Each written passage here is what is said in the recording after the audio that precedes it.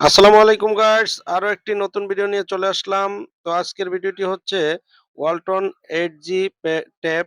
এই ট্যাবগুলো কিভাবে খুলতে হয় এর ডিসেম্বলিটা আপনাদেরকে আমরা দেখাবো। দেখেন, এই ট্যাবগুলো সরকার দিয়েছিল বিভিন্ন প্রতিষ্ঠানে, ছাত্রছাত্রীদের এবং কি বিভিন্ন অফিসে দিয়েছিল।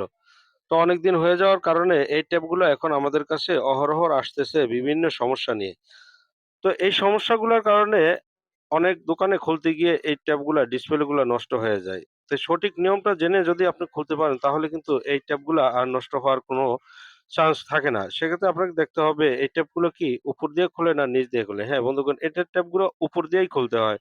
আপনার ডিসপ্লেটা চারপাশে সুন্দর করে হটগান দিয়ে আলতোভাবে হিট দিয়ে তারপরে পাতলা কোনো কিছু দিয়ে আপনি এটাকে সুন্দরভাবে ডিসপ্লেটি উঠিয়ে নিয়ে আসতে হবে। অবশ্যই আপনাকে উপরের সাইড থেকে ডিসপ্লেটি খুলতে হবে। কারণ হচ্ছে গিয়ে ডিসপ্লের রেবনটি নিচের সাইডে থাকে। আর রেবনে যদি কোনো আঘাত লাগে তাহলে কিন্তু আপনার এই ডিসপ্লেটি আর ভালো থাকবে না।